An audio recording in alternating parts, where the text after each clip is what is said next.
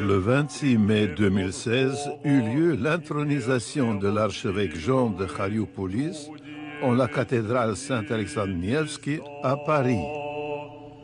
La cérémonie de l'intronisation était présidée par Monseigneur le métropolite Emmanuel, président de l'Assemblée des évêques orthodoxes en France.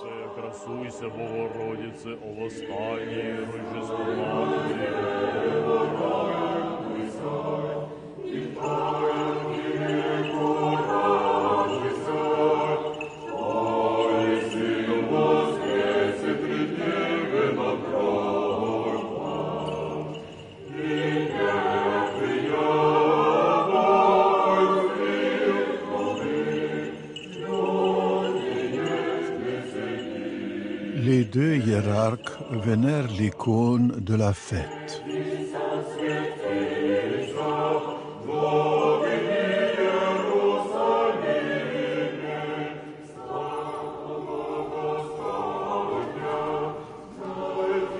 Monseigneur Emmanuel accueille le nouvel élu.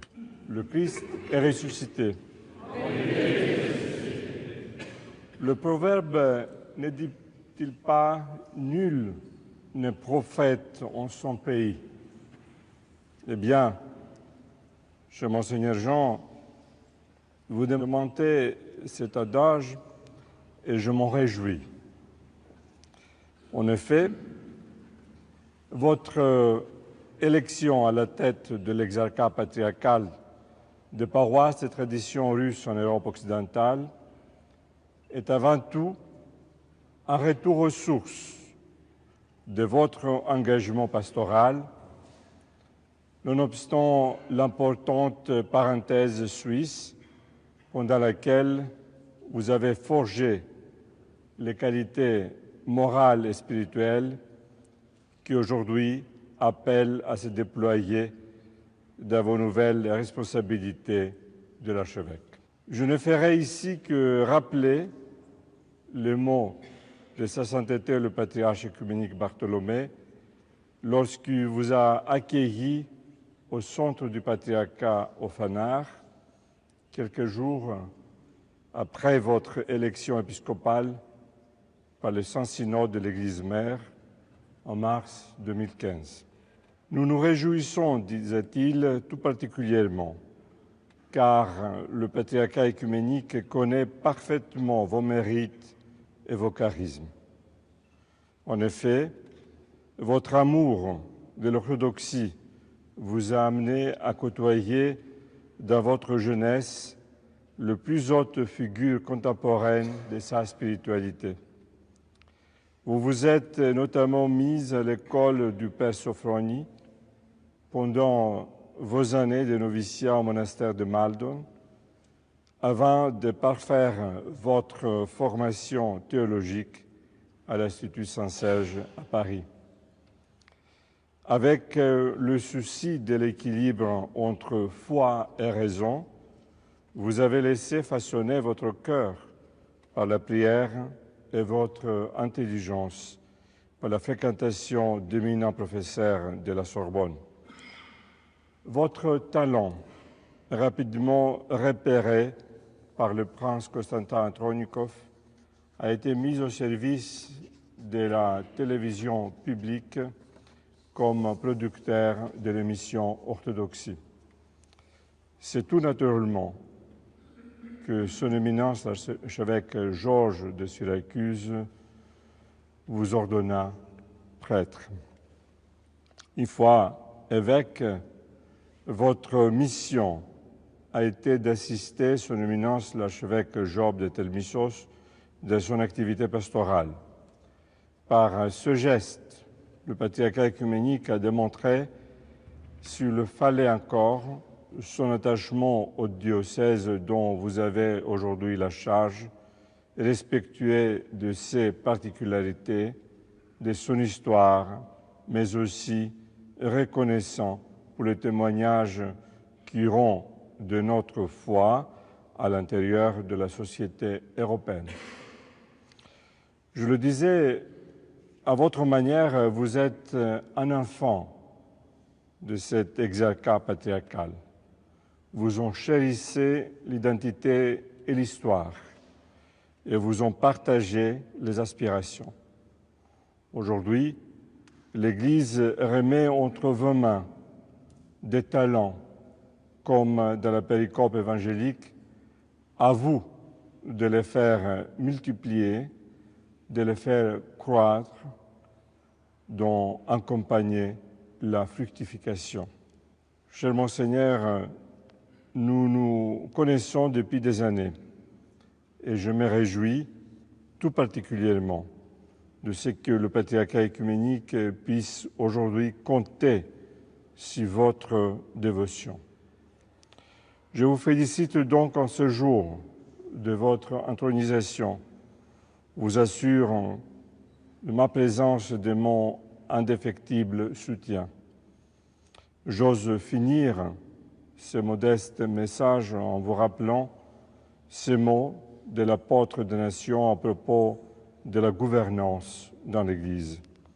Aussi, je vous en conjure, partout ce qu'il peut y avoir d'appel pressant dans le Christ, de persuasion de l'amour, de communication dans l'esprit, de tendresse compatissante.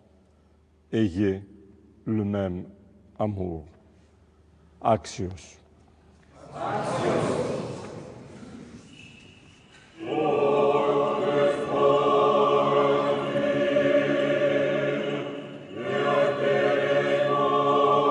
La chorale entonne le Ad multos annos épiscopal pendant que le nouvel évêque bénit son troupeau.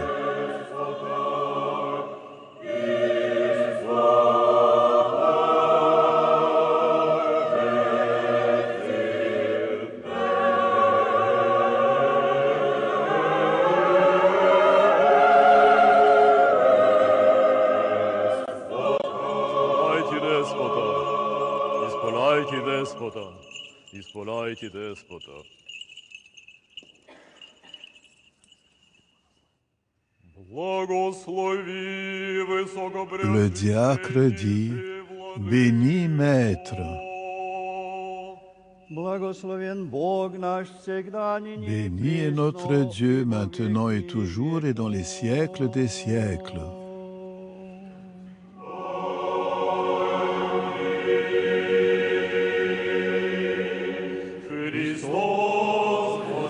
Toute l'assemblée chante, le Christ est ressuscité des morts, par sa mort il a vaincu la mort, et à ceux qui sont dans les tombeaux, il a donné la vie.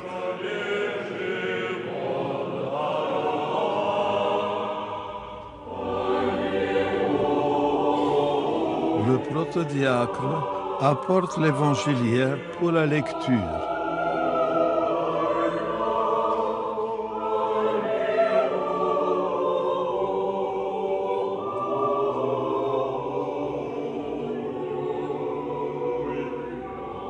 Prochimenon 1, ma bouche fera entendre la sagesse et les méditations de mon cœur, l'intelligence.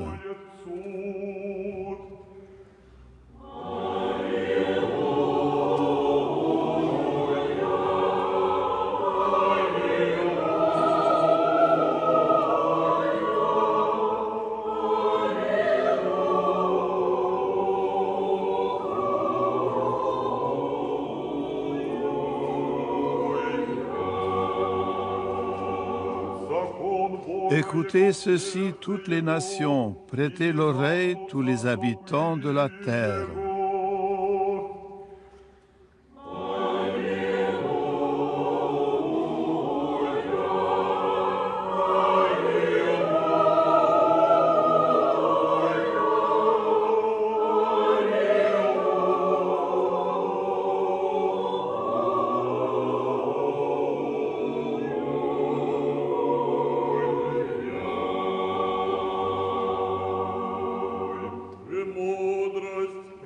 Sagesse, tenons-nous droit, écoutons le Saint Évangile.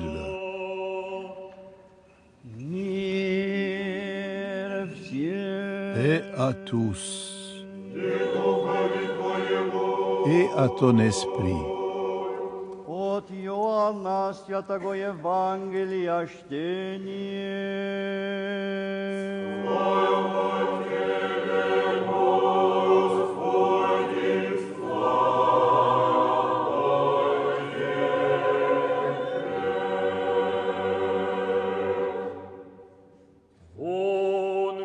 Soyons attentifs. Lecture du Saint-Évangile selon Saint Jean. En ce temps-là, Jésus déclara, « Je suis la porte. Si quelqu'un entre par moi, il sera sauvé. Il entrera, il sortira, et il trouvera des pâturages. Le voleur ne vient que pour dérober, égorger et détruire. Moi, je suis venu afin que les brebis aient la vie et qu'elles soient dans l'abondance. Je suis le bon berger. Le bon berger donne sa vie pour ses brebis, mais le mercenaire qui n'est pas le berger et à qui n'appartiennent pas les brebis, voit venir le loup, abandonne les brebis et prend la fuite. Et le loup les ravit et les disperse. Le mercenaire s'enfuit parce qu'il est mercenaire et qu'il ne se met point en peine des brebis. Je suis le bon berger, je connais mes brebis et elles me connaissent, comme le Père me connaît et comme je connais le Père. Et je donne ma vie pour mes brebis. J'ai encore d'autres brebis qui ne sont pas de cette bergerie. Celles-là, il faut que je les amène. Elles entendront ma voix et il y aura un seul troupeau, un seul berger. Aie pitié de nous, ô Dieu, dans ta grande miséricorde, nous te prions. Écoute-nous et aie pitié de nous.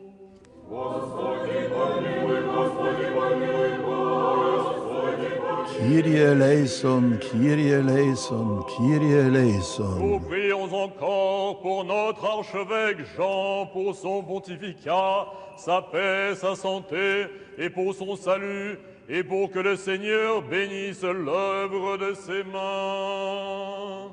Господи, помилуй, Господи, помилуй, Господи, помилуй.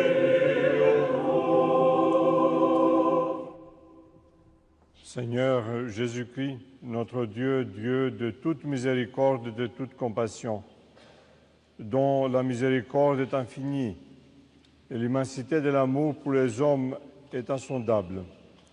Comme tes serviteurs indignes, nous nous prosternons devant ta grandeur avec crainte et tremblement, et pour ton bienveillant amour envers tes serviteurs, que tu as comblé de tes bienfaits. Nous t'offrons maintenant tes actions de grâce. Nous te glorifions, te louons, te chantons, te magnifions, et nous prosternons encore une fois. Nous te rendons grâce et implorons ton ineffable miséricorde, afin que tu nous rendes dignes de dire et de chanter tes bienfaits et de toujours te rendre grâce, ainsi qu'à ton Père sans commencement et à ton très saint, bon, vivifiant Esprit, le Dieu en un seul être qui est glorifié pour les siècles des siècles. Amen. Après la prière dite par le métropolite Emmanuel, le Père Serge Sologub donne lecture de la lettre du patriarche. Lettre patriarcale et synodale. Révérends prêtres, moines et tous les ecclésiastiques, honorables membres des conseils de paroisse, dignitaires et chrétiens bénis des paroisses orthodoxes de tradition russe en Europe occidentale, enfants bien-aimés de notre humble personne, que la paix et la grâce de Dieu, ainsi que notre prière, bénédiction et absolution soient avec vous. Vous n'êtes pas sans savoir que les paroisses orthodoxes de tradition russe en Europe occidentale sont restées sans protection depuis que l'exarque patriarcal établi pour elles, l'archevêque Job de Telmessos, a pris les fonctions de représentant permanent de notre patriarcat œcuménique auprès du Conseil œcuménique des Églises. Or, dans son amour pour vous et pour s'acquitter dûment de son obligation, l'Église mère, la sainte grande Église du Christ, en a pris soin. Notre humble personne et notre saint synode a donc veillé à élire pour ses paroisses un hiérarque compétent, capable de mener à bien le travail d'administration ecclésiastique et de votre guidance selon le Christ. Par décision synodale, l'Église mère de la grande Église du Christ a voulu élever son Excellence l'évêque Jean de Cariopolis au rang d'archevêque, homme de mérite, digne ecclésiastique, voué au ministère divin, possédant une solide formation religieuse et profane, forgé de prudence et homme de talent, ayant une longue expérience des choses et des affaires ecclésiastiques, grâce à sa longue, honorable et avérée diaconie dans l'Église, pour devenir exarque patriarcal des paroisses orthodoxes de tradition russe relevant de la protection canonique de notre très saint trône œcuménique, apostolique et patriarcal. Dès lors, par notre présente lettre patriarcale et synodale, annonçant ceci, à vous, nos bien-aimés et bénis chrétiens orthodoxes, nous souhaitons et bénissons paternellement, exhortons et ordonnons ecclésialement de connaître désormais son éminence l'archevêque Jean de Cariopolis, notre bien-aimé frère et concélébrant en Christ, comme véritable, légitime et canonique exarque patriarcal, respecter et suivre ses directives et conseils destinés à votre profit et à la sauvegarde des dogmes et des traditions ancestrales. Sur ce, en vous dispensant à tous notre cordiale bénédiction patriarcale et paternelle, nous prions pour que vous et vos maisons soyez abondamment gratifiés des dons de notre Dieu de bonté, Seigneur et Sauveur, dispensateur de tout, et que sa grâce et son infinie miséricorde soient toujours avec vous. Le 20 avril de l'an de grâce 2016, indiction 9, Bartholoméos de Constantinople se prononce, est signé Jean de Pergame, Ésaïe de Denver, Alexis d'Atlanta, Jacques des îles des Princes, Joseph de Priconissos, Méliton de Philadelphie, Emmanuel de France, Nicétas des Dardanelles, Nicolas de Détroit, Gérasime de San Francisco, Maxime de Silivry, Amphiloque d'Andrinople.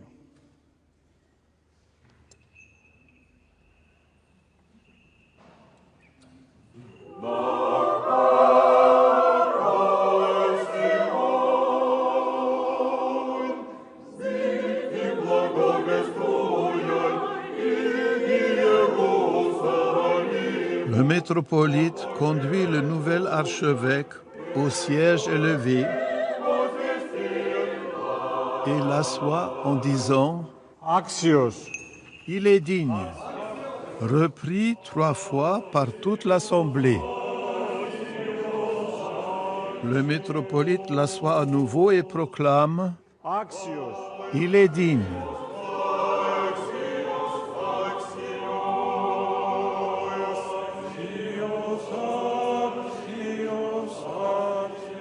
L'archevêque se relève encore et le métropolite l'assoit une 3e fois et proclame le dernier Axios, « Il est digne ».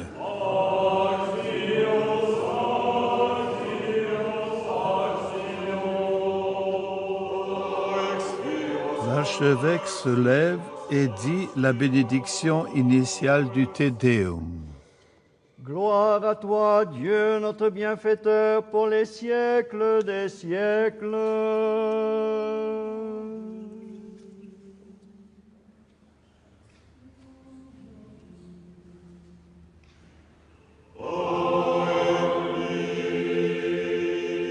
Puis il sort du sanctuaire par les portes royales et bénit l'assemblée.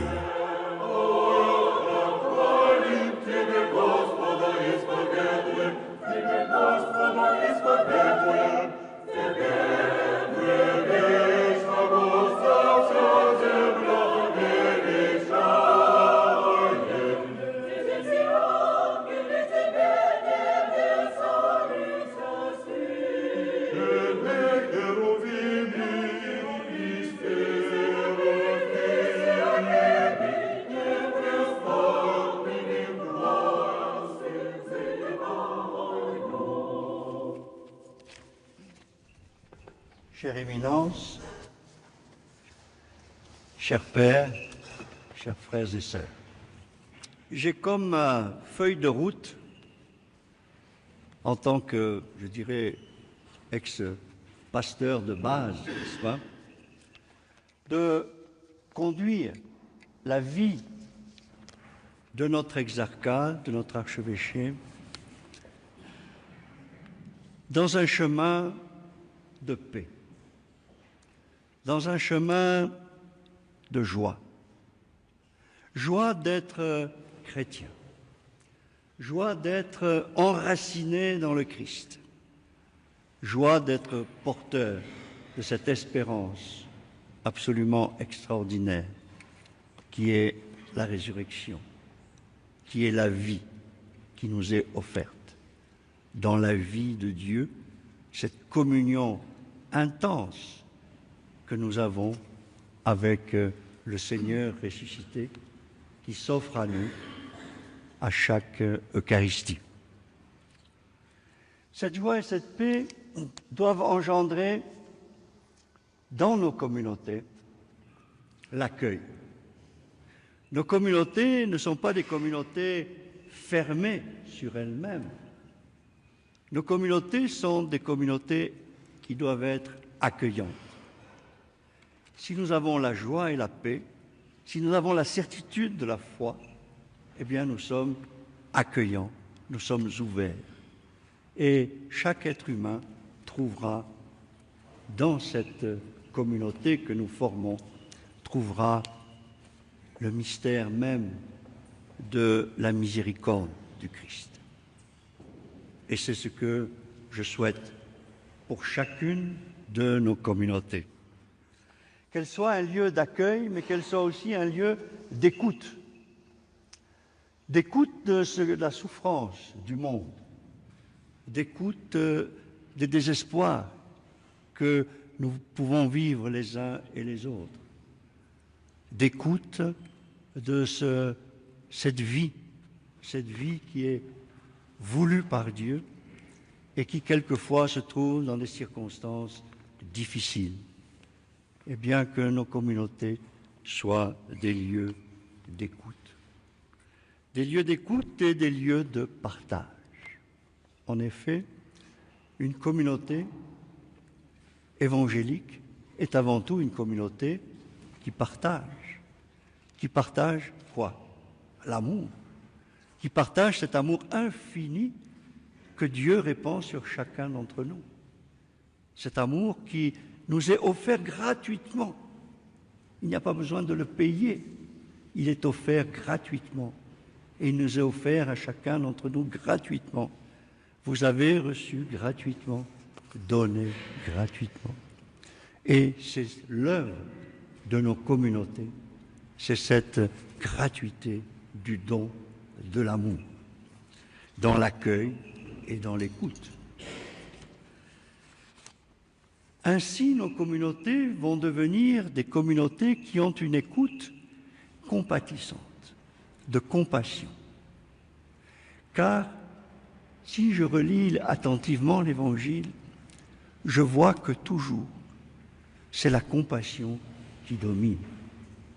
Le Christ fait œuvre permanente de compassion, d'accueil, d'écoute et de compassion. C'est-à-dire qu'il ouvre généreusement, je dirais, la miséricorde. Qu'il ouvre cette miséricorde et qu'il la répand à tous ceux qui viennent vers lui, tous ceux qui sont souffrants, tous ceux qui sont blessés par la vie, eh bien, trouvent en Jésus un espace de compassion, un espace de miséricorde. C'est ce que nos communautés doivent être. Des lieux, comme je l'ai dit tout à l'heure, d'accueil, d'écoute, mais aussi de compassion et de miséricorde. Les êtres ne viennent pas dans nos paroisses pour être jugés. Ils viennent dans nos paroisses pour être aimés. Et c'est ce que nous devons faire, nous, évêques, prêtres, laïcs, tous ensemble, être des porteurs de cet amour inconditionnel de Dieu. Dieu ne demande pas telle ou telle chose pour aimer. Il aime celui qui vient vers lui. Souvenons-nous du fils prodigue. Le père ne lui demande pas des comptes, il lui ouvre les bras.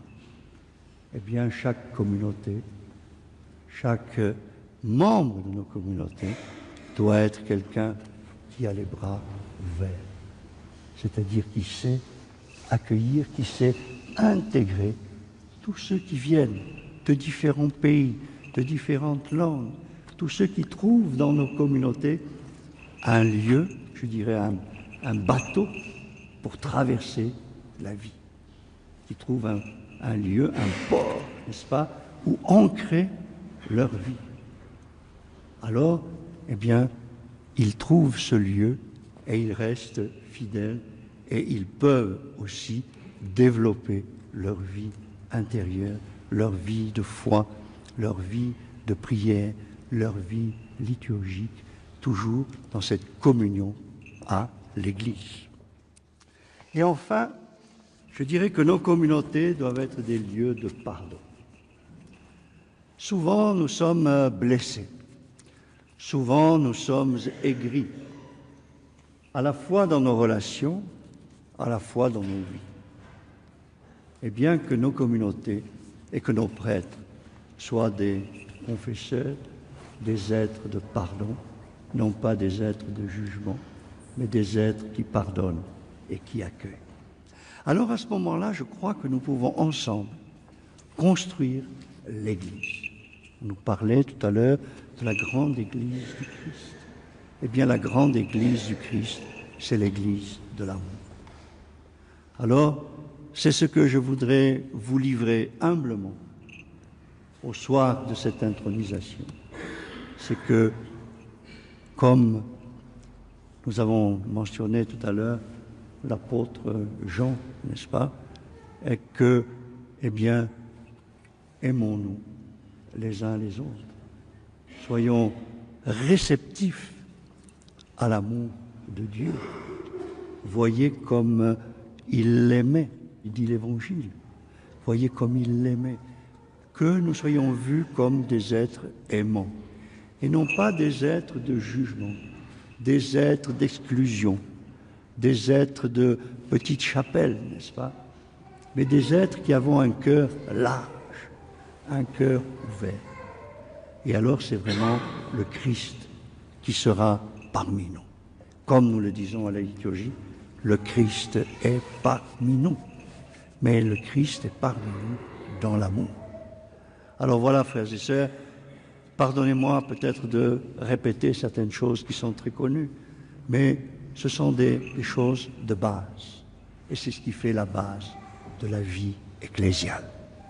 Merci. Pour tous qui avez été baptisés en Christ,